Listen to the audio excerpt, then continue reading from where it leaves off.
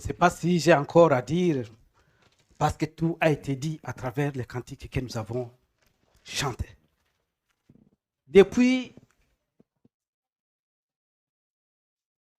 il y a quelques semaines, le 17 déjà juin, lors de la tour de prière, le pasteur nous a entretenus sur combattre les beaux combats de la foi. Si nous devons combattre, ça signifie qu'il y a un danger qui se trouve devant nous. Et le dimanche suivant, alors que j'étais proposé que je devais apporter la parole, le pasteur a pris la main et il nous a entretenus sur un sujet. Prenons courage et avançons, nous serons vainqueurs.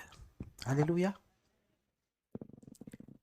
Le mercredi dernier, je me suis attelé à essayer de vous faire comprendre ou de saisir qui est ce Dieu en qui nous avons cru. La foi dans les combats. Et ce matin, j'irai dans la même ligne. Je ne sais pas pourquoi. C'est pour me fortifier moi-même. C'est pour susciter en premier la foi dans moi-même. Et je sais, s'il le fait pour moi ce matin, il le fera aussi pour vous. Amen. Si mon peuple, sur qui est évoqué mon nom, s'humilie, prie et cherche ma face, s'il se détourne de ses mauvaises voies, je l'exaucerai des cieux. Je lui pardonnerai son péché et je guérirai son pays. Alléluia. Il est le Dieu des miracles. Il est le Dieu des miracles. Amen. Même si les océans, c'est des chaînes, n'aie pas peur. Nous les traverserons avec lui. Amen. Oui, Père, tu es celui qui domine les tempêtes. Je suis tranquille parce que tu es avec moi. Gloire à notre Dieu. Le sujet d'aujourd'hui est intitulé tout simplement « Pas de victoire dans l'épreuve sans la foi ». Il n'y a pas de victoire dans l'épreuve sans la foi. Amen. Est-ce qu'il y a quelqu'un comme moi dans la maison qui a la foi en berne? Alors, écoutez ce message. Écoutez ce message. Je suis sûr que Dieu va te relever, comme il va aussi me relever. Lisons dans Romains chapitre 5, versets 3 à 4. Il est écrit ceci. Romains 5, 3, 4. Bien plus, nous nous glorifions même des afflictions, sachant que l'affliction produit la persévérance. La persévérance produit la victoire dans l'épreuve. Et cette victoire produit en nous l'espérance. Et qu'est-ce que l'espérance? C'est la foi. Amen. L'épître de 2 Pierre, au chapitre 2, verset 9, nous dit tout simplement, le Seigneur s'est délivré de l'épreuve, les hommes pieux. Alléluia. Le Seigneur s'est délivré de l'épreuve, les hommes qui marchent dans la droiture. Oui, si mon peuple sur qui est évoqué mon nom, s'humilie et prie, et cherche ma face. S'il se détourne de ses mauvaises voies, je l'exaucerai des hauts des cieux, je lui pardonnerai son péché et je guérirai son pays. Alléluia. Ça, c'est la promesse que notre Seigneur nous donne ce matin. Vous avez tous entendu de nombreuses fois parler de l'histoire de la Sunamite. Je vous invite tout simplement à prendre vos Bibles dans 2 Rois, chapitre 4, versets 1 à 38. On ne lira pas les 38 versets.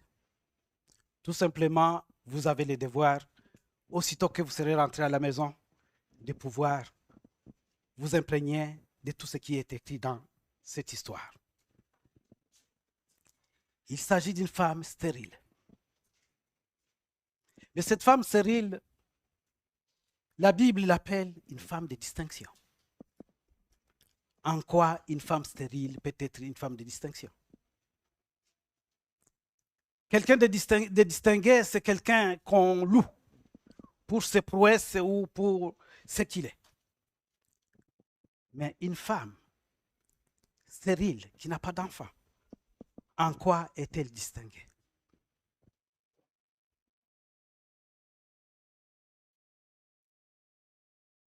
Mais bien aimé, ce que je vais vous dire tout simplement ce matin,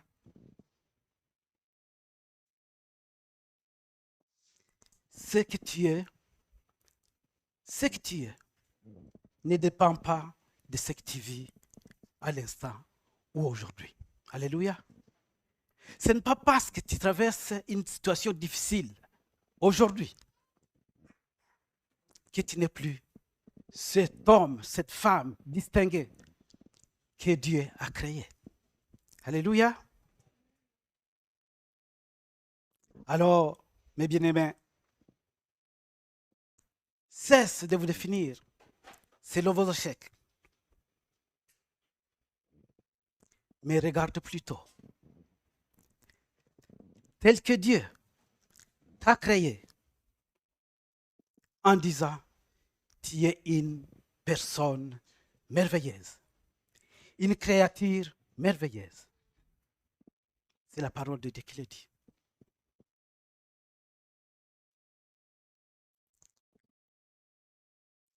Et vous en avez comme preuve. La preuve nous est donnée dans Ésaïe 43, verset 3. Pour dire que réellement, tu as de la valeur devant notre Seigneur. Il est écrit ceci. Car moi, je suis l'Éternel ton Dieu, le Saint d'Israël, ton Sauveur. J'ai donné l'Égypte pour ta rançon. J'ai donné Couche et Séba pour toi. Bien plus que ces 3 pays qu'on vient de citer, il a donné quelque chose d'une valeur inestimable. Il a sacrifié son fils, Jésus-Christ, sur la croix de Golgotha, pour que toi et moi, nous ayons le salut. Alléluia. Voyez-vous, cette femme n'avait pas d'enfant. Mais malgré cela, au lieu d'être amère et en vouloir à l'humanité, elle n'a pas cessé de faire du bien autour d'elle.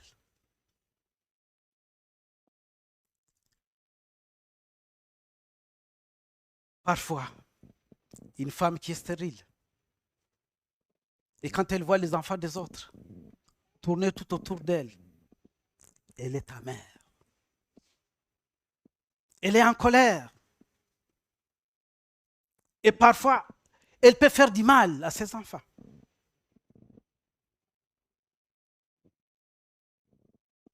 Mais ici, cette femme de distinction, ce n'est pas son attitude. Malgré qu'elle peut dire, Seigneur, pourquoi tu ne m'as pas créé comme toutes les autres femmes et avoir une progéniture? Non. Elle a vu un serviteur de Dieu qui s'appelle Élisée. elle s'est dit plutôt, le serviteur de Dieu a besoin d'un toit, d'un lieu, d'une chambre où il doit se reposer et évoquer son Dieu. Je vais lui offrir un toit, malgré ma situation.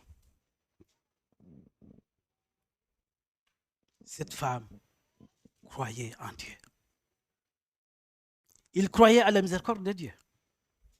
Et je ne pense pas qu'au moment où elle a offert l'hospitalité à Élisée plutôt, si elle espérait qu'en retour, elle pourrait avoir quelque chose. Je ne pense pas. L'histoire de cette femme est pour nous. Au-delà des difficultés que nous traversons, l'histoire de cette femme est pour nous un enseignement, un exemple à suivre. Ne vous lassez jamais de faire du bien autour de vous, car vous moissonnerez au temps convenable si vous ne relâchez pas. Alléluia. Nous dit Galates, chapitre 6, verset 9.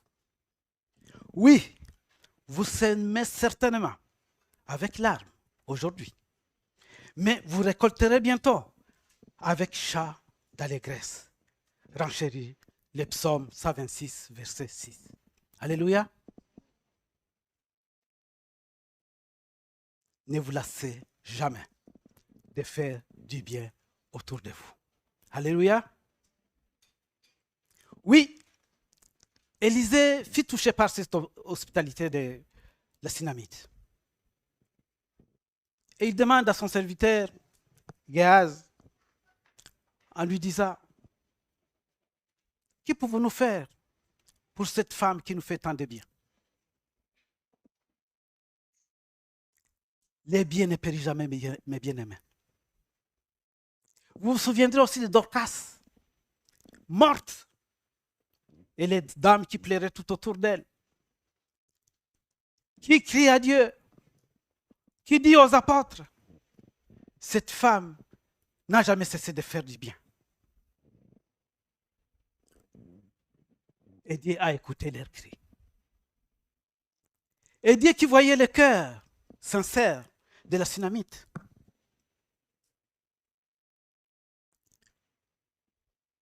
a convaincu son serviteur, Élisée, en lui disant, par l'intermédiaire de son serviteur Géaz, que pouvons-nous faire pour cette femme? Géaz qui dit, mon prophète, la Sunamite n'a pas d'enfant. Elle est stérile. Mais en plus de cela, son mari est avancé en âge. Son mari est vieux.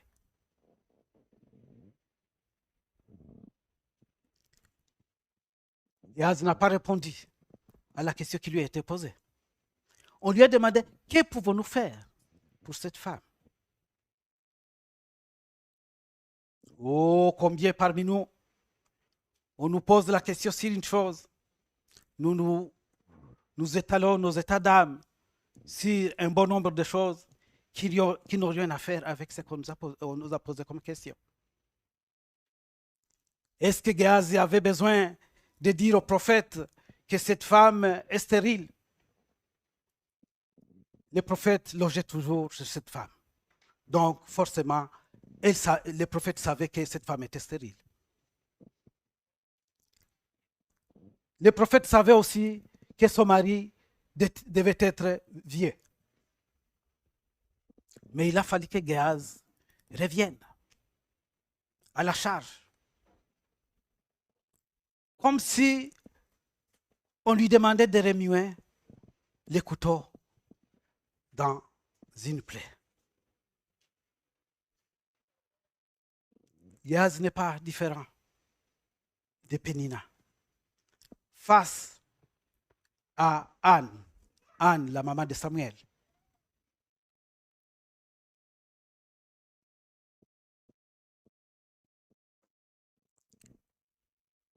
cette femme a été dure envers sa rivale.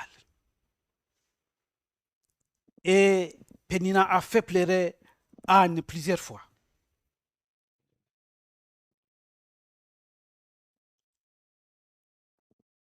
C'est que Dieu nous demande. Et c'est que sa parole nous dit. Il y a aussi un adage qui nous dit ceci. Les navires ne coulent pas à l'eau à cause de l'eau qui les entoure.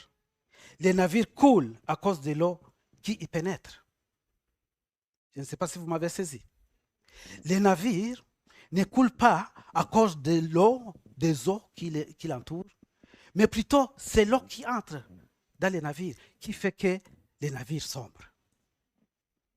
Et tout ce que je peux te demander, mon frère, ma sœur, ce matin, soyez imperméables à tout ce qui peut faire chanceler ta foi.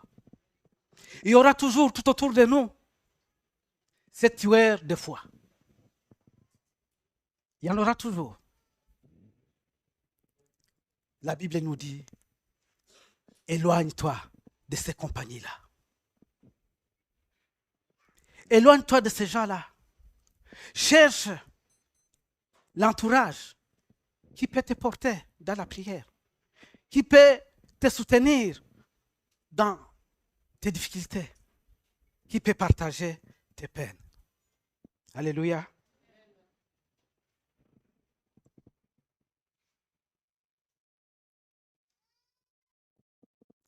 Pénina signifie tout simplement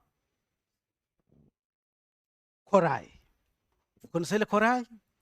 Vous allez au fond de la mer ou au bord de la mer, il y a des coraux que la mer vient déposer sur la plage. Et avec ce corail, on peut fabriquer des bijoux. Et quand on parle de bijoux, c'est quelque chose de beau.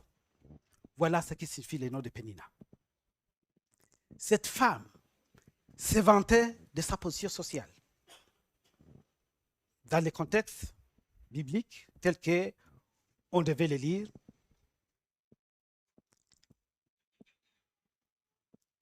le Seigneur lui a fait une faveur. Elle a été féconde. Elle a eu des enfants. À la différence de sa rivale ou à la différence d'autres femmes stériles qui n'ont pas ce privilège de porter un enfant. Pénina est une mauvaise rivale. Elle est belliqueuse. Elle est propice à la discorde. Elle avait des enfants, mais Anne n'en avait pas. Pénina est jalouse et avait une inimitié sans borne pour Anne. Oui, jalouse pourquoi? C'est parce que leur mari, Elkana, avait donné une double portion de vivres à Anne parce qu'il aimait beaucoup Anne. Et cela a fait bondir la jalousie qui était dans le cœur de Pénina.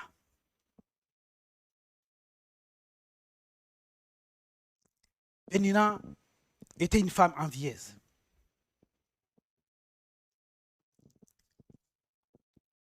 Bref, Pénina, c'est une femme qui n'apprécie pas ce qu'elle a. Alors que le Seigneur nous demande de nous contenter de ce que nous avons. Amen.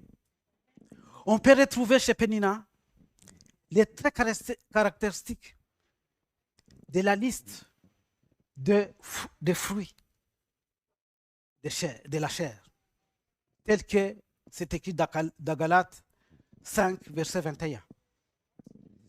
Pénina en possédait. Ce n'est pas la peine de le lire, il en possédait. La jalousie, la colère, et tout, elle en avait.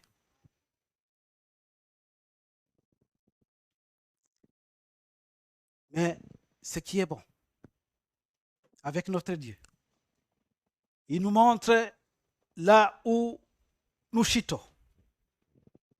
mais il apporte aussi la solution et il nous laisse le libre choix de choisir entre rester dans notre détresse ou embrasser la solution du salut qu'il nous a proposée. Et cette solution du salut qu'il propose et qui est contraire à ce qui est donné dans Galates 5, 21, cela est écrit dans Galates 5, 22. Les fruits de l'esprit. L'amour, la joie, la paix, la patience, la bonté, la bienveillance, la foi, la douceur, la maîtrise de soi. Pénina n'avait pas la maîtrise de soi. Et comme pour enfoncer les clous, la Bible nous dit, la loi n'est pas contre ces choses. Donc vous pouvez vous en abreuver. Vous pouvez les manger jusqu'à être rassasié, mais manger sans modération. La paix, la joie, l'amour, la patience, la maîtrise de soi. Ayez ce caractère en vous. Alléluia.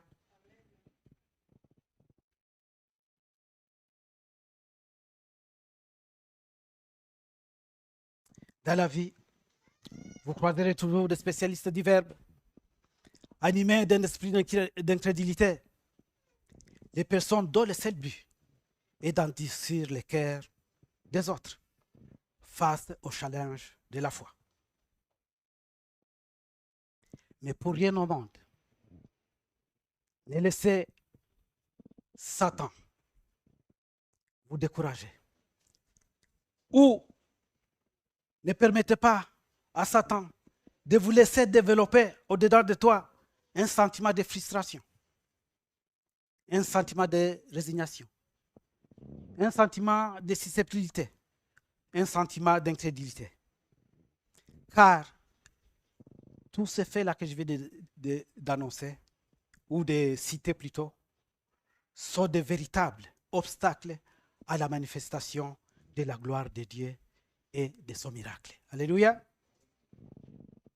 Revenons encore à l'histoire de la Sunamite. Oui, Élie fait une déclaration prophétique à l'endroit de cette femme et dit ceci: à cette époque, l'année prochaine, tu embrasseras un fils. Alléluia. À cette époque de l'année prochaine, Madame la Sunamite, tu auras un enfant entre tes mains. Effectivement, malgré l'âge avancé de son mari, il devait enceinte. Dans l'épreuve, mes bien-aimés, entourez-vous de bonnes personnes. Connectez-vous aux bonnes fréquences. Priez avec les gens qui vous encouragent. Priez avec les gens qui vous communiquent la foi. Cette femme de distinction a fait preuve de foi en Dieu. Et son hospitalité envers les prophètes Élisée fut gratifiée d'un bébé miracle. Rappelons-nous toujours que la foi sans œuvre est morte. Alléluia. Avoir la foi sans œuvre, ça ne sert à rien. Pour que cette foi puisse vivre, il faut qu'elle soit accompagnée des œuvres. Et les œuvres, c'est quoi? C'est faire du bien tout autour de soi. C'est ce que la Sunamite a pu faire. Imaginez-vous un seul instant que vous soyez à la place de la Sunamite. L'enfant que vous avez tant désiré, ton unique enfant, décède. Quelques temps après l'avoir eu, ou quelques années plus tard, peu importe. Alors que, avant d'avoir cet enfant, tu avais déjà fait un deuil qu'un jour tu auras un enfant. Mais le prophète vient. Il te dit, Madame, l'année prochaine, tu as un enfant. Et cet enfant décède. Vous pouvez vous imaginer la douleur de cette femme? Il aurait mieux qu'elle ne puisse pas avoir cet enfant pour que l'enfant décède après. Il aurait été mieux pour elle qu'elle reste stérile jusqu'à sa mort. Mais voilà que l'enfant, miracle qu'elle a eu, l'enfant n'est plus. Elle n'a pas regardé la situation comme telle. Elle n'a pas regardé sa situation que l'enfant venait de décéder. Elle s'est dit forcément, c'est lui qui a permis que je puisse avoir cet enfant. Ne le laissera pas partir. Elle prend l'enfant. Elle va le déposer sur le lit du prophète Élie. C'est comme si tu prenais tous tes problèmes qui te tracassent et tu viens les déposer au pied de la croix de Jésus. Que tu les déposes sur l'autel devant Dieu. Elle dépose l'enfant et elle sort dehors. Son mari lui pose la question, ma femme, où vas-tu? Elle dit, tout va bien. Alléluia. Tout va bien. C'est une parole de foi. Elle savait que le Dieu qu'elle servait, à travers le service qu'elle a rendu à son prophète, ne la laissera pas sans enfant. Alors elle est partie. Elle est partie voir les prophètes.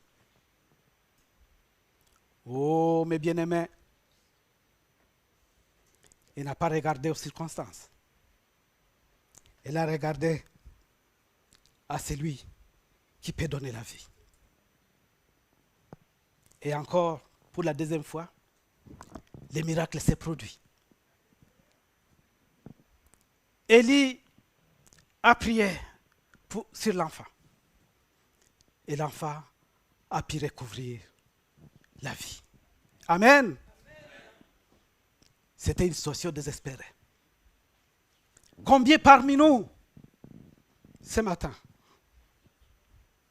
nous sommes dans une situation désespérée comme cette femme? Combien parmi nous, nous sommes dans une situation désespérée comme Anne?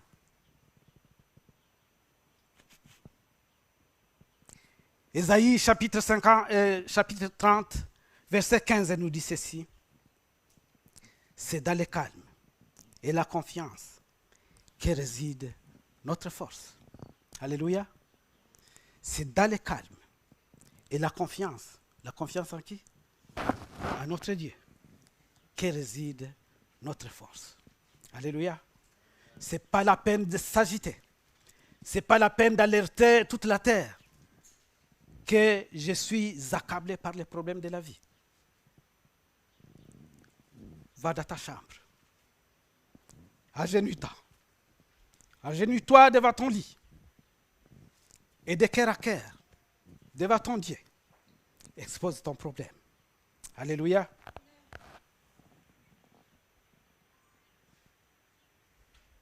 Oui. Tout va bien. C'est une parole de foi, une déclaration prophétique qui traduit les niveaux de révélation que cette femme avait de ce grand Dieu. Ce Dieu tout-puissant.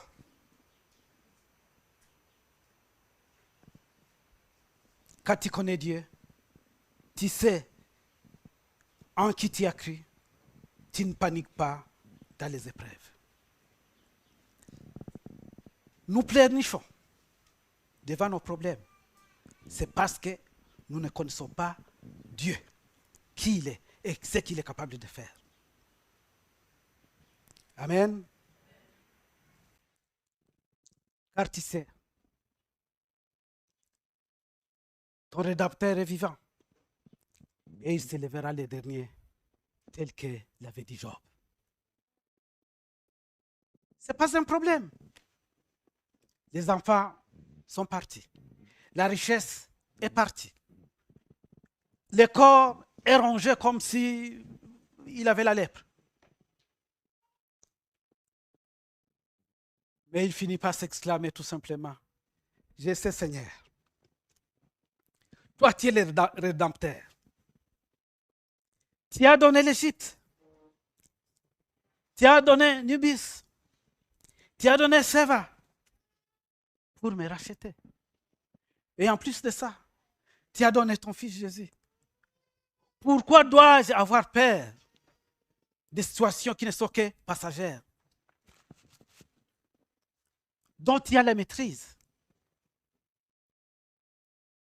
Oui, le prophète Osée dit dans le chapitre 2, verset 14, il nous dit ceci, j'ai appris que les épreuves sont des temps de désert et que très souvent, Dieu nous y conduit pour parler à notre cœur. Est-ce que vous êtes avec moi, d'accord avec moi? Non, pas avec moi. Est-ce que vous êtes d'accord avec la parole de Dieu? Parfois, Dieu permet que nous puissions traverser certaines situations juste pour que nous puissions être en face de lui et qu'il parle avec nous. Alléluia. C'est pour cette raison qu'on nous dit, dans toutes circonstances, rendez grâce à Dieu. Parce que lui, il sait ce qu'il est en train de faire. C'est que nous ne savons pas. Alléluia. Même à travers l'épreuve, gloire à notre Seigneur. Même à travers l'épreuve,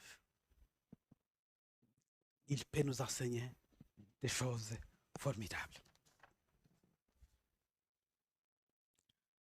Mes bien-aimés, laisse Dieu réveiller l'esprit de prière qui est en vous. Laisse Dieu libérer les guerriers ou la guerrière qui sommeille en vous. Car il y a des aptitudes, des capacités et même des dons spirituels qui sommeillent en vous. Et que lors des épreuves, tous ces faits-là vont remonter à la surface pour la gloire de notre Dieu. Parfois, dans sa souveraineté, Dieu utilise l'effet de l'épreuve pour rallumer ses capacités, ses aptitudes, ses dons spirituels. Oui, par l'épreuve, Dieu réveille la sémence qui dort en nous. Sache, mon frère et ma sœur, que pour tout croyant, il n'y aura pas de victoire dans l'épreuve sans la foi. Amen. Oui, de nombreuses destinées ont été enfantées dans l'épreuve, dans la douleur, dans une souffrance au prix de grands sacrifices. Mais pour que ces destinées puissent être enfantées, il faut que nous ayons la confiance et que nous soyons fidèles à Dieu. Certaines situations peuvent se révéler sans réponse pour nous. Mais tout ce qu'on nous demande, c'est de regarder à celui qui vient. Les exemples de ceux qui ont été des personnes qui ont été enfantées dans la douleur, qui ont traversé des périodes difficiles pour devenir des grands hommes. Vous avez l'exemple de Joseph. Vous avez l'exemple de Ruth, dont je vous ai parlé, Joseph et Ruth, mercredi dernier. Vous avez l'exemple d'Esther, l'orpheline. Vous avez l'exemple de Daniel dans la fosse au lion. Vous avez aussi l'exemple d'Anne dans sa stérilité. Il y a des épreuves que nous ne pouvons pas expliquer. Et des fois, se poser la question, pourquoi Dieu permet cela?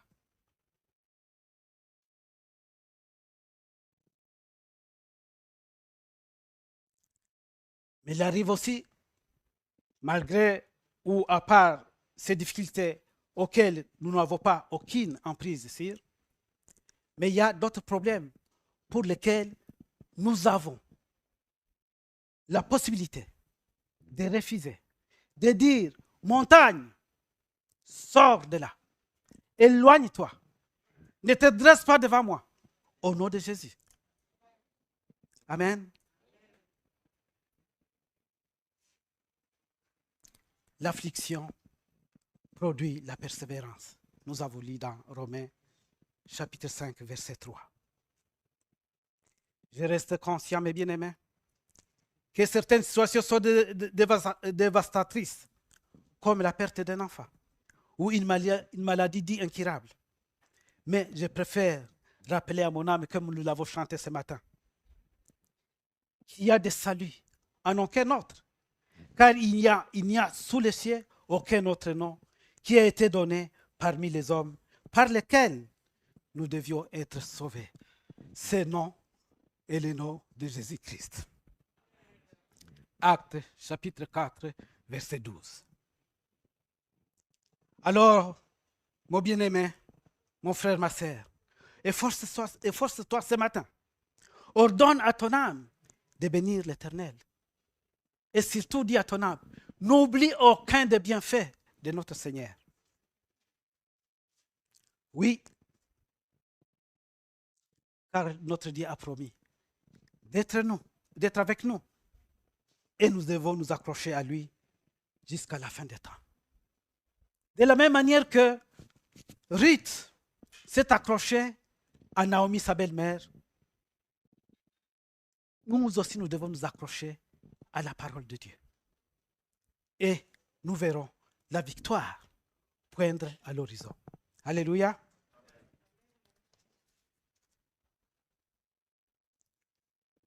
Revenons encore à l'histoire d'Anne et de Pénina, que vous pouvez lire dans 1 Samuel, chapitre 1, du verset 1 à 25.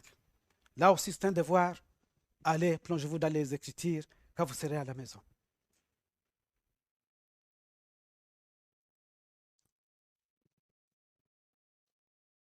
Anne a beaucoup souffert d'être stérile. Anne a beaucoup enduré de recevoir les brimades de chaque jour de Pénina, sa rivale. On peut se demander ce qui empêchait à Dieu d'intervenir depuis toutes ces longues années qu'elle a subi la colère de Pénina. Et pourtant, Dieu est le Dieu tout-puissant, un Dieu riche en compassion. Pourquoi a-t-il permis cette situation de stérilité chez Anne? Pourquoi a-t-il permis cela? Dieu a toujours un but. C'est ce que nous dit l'Écriture. Il a forgé pour nous des projets de joie et de paix et de prospérité. Et malgré ce qu'en dirait Anne, Dieu savait qu'il devait enseigner à Anne quelque chose.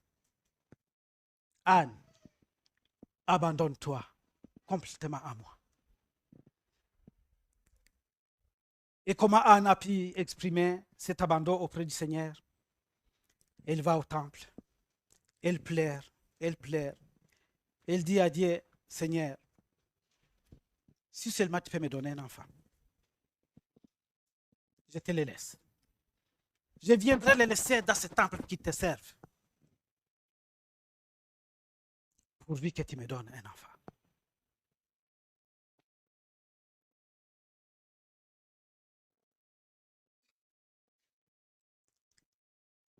Dieu a écouté la prière d'Anne. Il lui a donné son premier enfant, qui s'appelle Samuel. Mais en plus de ça, il lui a gratifié de 3 autres fils et de 2 autres filles. Alléluia. Celle qui était la femme stérile, qu'on pointait du doigt dans les quartiers, celle-là, elle n'a pas d'enfant. Celle dont sa rivale Pénina mortifiait chaque jour. Et la voilà avec un enfant qui sert au temple, qui s'appelle Samuel. Il lui donne encore 3 beaux garçons et il lui donne comme cadeau en plus 2 jolies filles. Alléluia. Est-ce que Anne pouvait s'imaginer un jour qu'elle pourrait avoir une telle progéniture? Non. Notre Seigneur fait toujours au-delà de ce que nous espérons. Alléluia.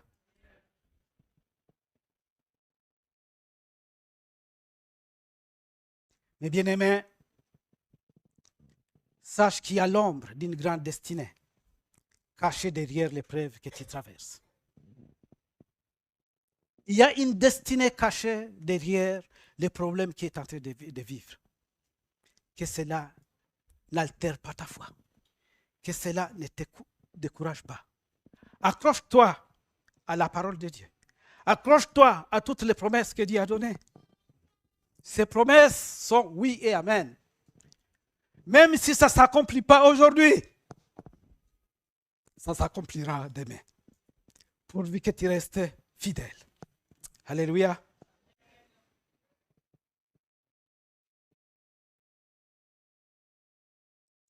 Dieu a prévu de faire de grandes choses pour toi et avec toi. Ce que Dieu te réserve, ce que Dieu te réserve, est au-dessus de ton imagination. C'est une grande bénédiction qui se pointe. Prépare-toi pour qu'elle ne te surprenne ni ne te dépasse. Alléluia. Parfois, quand on est béni, on peut devenir fou. On devient fou à cause des bénédictions que le Seigneur nous a données et ça nous conduit dans les péchés. Alors, prends garde de préserver les bénédictions que Dieu t'a données, d'en faire un bon usage. C'est ce qu'on veut nous dire. Alors, ne sois pas amer. Remercie toutes les péninas de ta vie. Ce qui te titille chaque jour, c'est ce qui est sur ta foi. Ce sont ces péninas-là qui t'aident à avancer avec Dieu. Alléluia.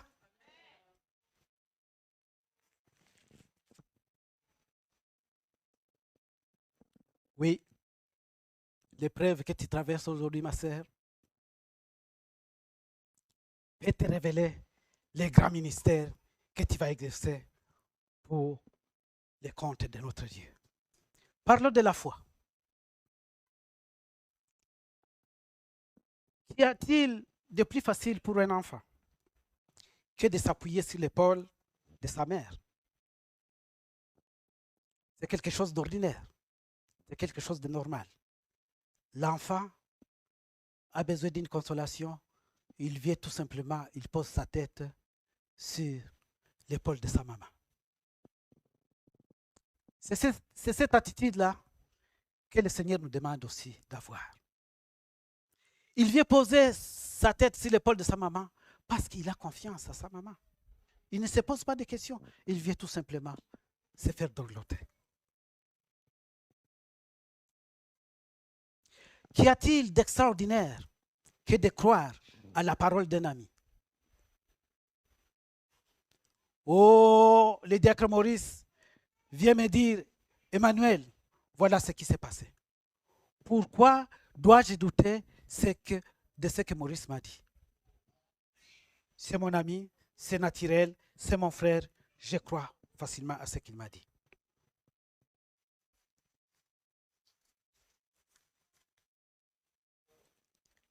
Est-ce que ce serait difficile à quelqu'un qui est en train de se noyer et qu'on lui jette une corde?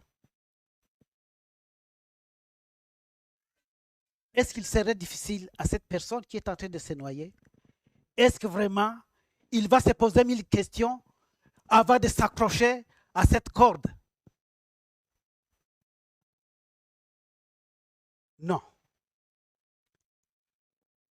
Dès qu'il voit la corde qui tombe dans l'eau, il ne réfléchit pas, il se rue dessus. Il sait que son salut se trouve dans cette corde-là. Amen. Mais imaginons le contraire. Est-ce que tu as intérêt de saisir une corde quand tu ne te sens pas en danger? Est-ce que quelqu'un ici pourrait saisir une corde de sauvetage quand il sait qu'il n'y a pas un danger qu'il court? C'est ce que nous sommes souvent. Nous ne sommes pas conscients du danger qui est tout autour de nous. Et pourtant, notre Dieu qui est dans les ciels et ses anges qui campent tout autour de nous, combien de dangers, de complots sataniques et autres auxquels il nous délivre sans que nous puissions en avoir conscience. Dieu veille sur Israël. Dieu veille sur toi. Dieu veille sur moi dans ta couche et pendant la journée. Alléluia.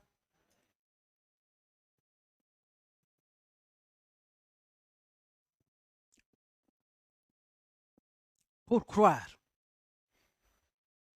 pour avoir la foi, il faut qu'il y ait une véritable révolution dans votre cœur.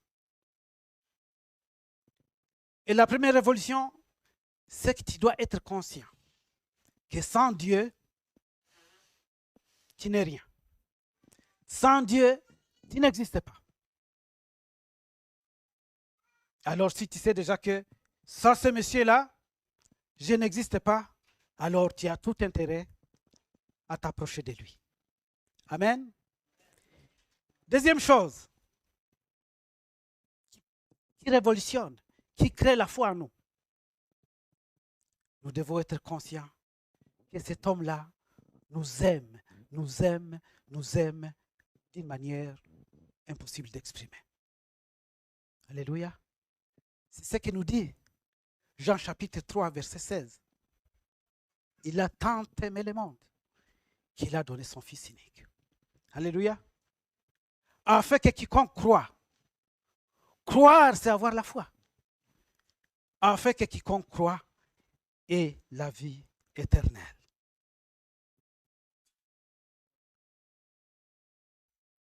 La foi vient de ce qu'on entend. Et ce qu'on entend vient de la parole de Dieu. La foi est l'assurance de ce qu'on espère. Elle est la conviction des réalités qu'on ne voit pas. Hébreux 11, verset 1. Or, sans la foi, mes bien-aimés, il nous est impossible d'être agréable à Dieu. Car celui qui s'approche de Dieu doit croire qu'il existe et qu'il récompense ceux qui espèrent en lui. Alléluia. Oui, il essuiera toute larme de leurs yeux, de nos yeux, et la mort ne sera plus. Il n'y aura plus ni deuil, ni cri, ni souffrance, car le monde entier aura disparu. La foi qui naît en nous, la foi qui nous transforme, la foi qui fait de nous de nouvelles créatures. Oh, les choses anciennes sont passées. Les cris, la détresse et la vie nouvelle dans la joie, dans la paix, dans l'amour en Jésus-Christ. Amen. On peut bien traverser les difficultés de tous les jours. Mais quand on est accroché à Jésus, on peut les traverser dans la paix et dans la joie. Parce que tu es conscient que Jésus m'aime et qu'il combattra toujours pour moi. Alléluia.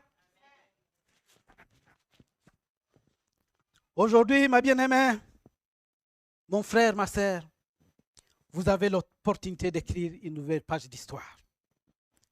Une nouvelle page de votre vie.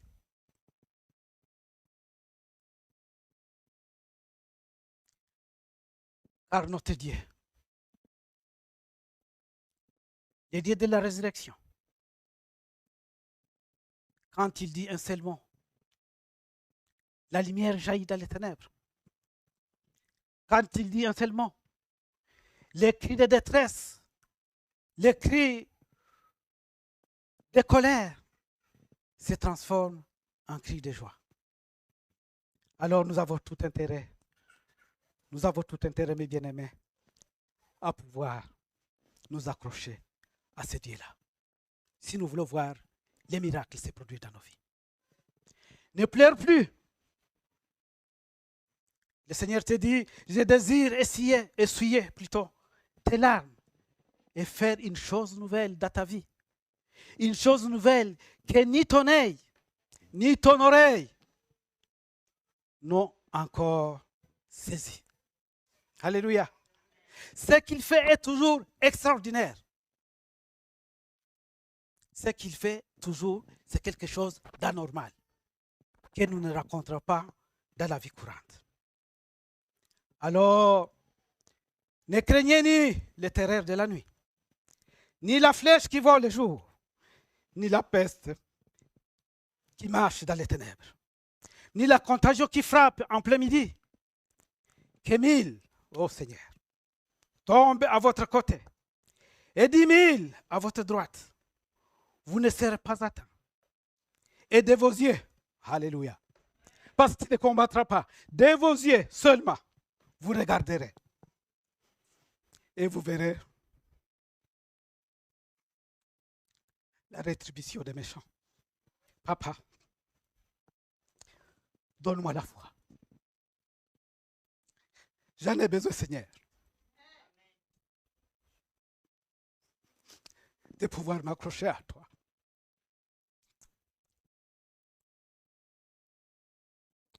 Oui, ne restons plus dans les doutes et ne limitons pas notre Dieu. Car il est celui qui peut faire, par la puissance qui agit en nous, infiniment au-delà de tout ce que nous demandons et pensons. Oui, il fera des choses que l'œil n'a point vues, que l'oreille n'a point entendues, et qui ne sont point montées au cœur de l'homme. Des choses que Dieu a préparées pour ceux qu'il aime. Je ne sais pas quelle situation tu traverses, ma sœur. Je ne sais pas quelle situation tu traverses, mon frère. Mais abandonne-toi au pied de la croix du Christ pour obtenir le repos dont tu as besoin. Pas de victoire dans l'épreuve sans la foi. Et l'abandon de soi au pied de la croix est un signe de foi. De la manière qu'elle l'a fait, la Sunamite, d'aller déposer son fils mort sur l'autel, sur le lit d'Élisée. C'était un acte de foi, un acte d'abandon. Seigneur, je m'abandonne à toi. Fais de moi ce que tu veux. Au nom de notre Seigneur Jésus-Christ. Amen.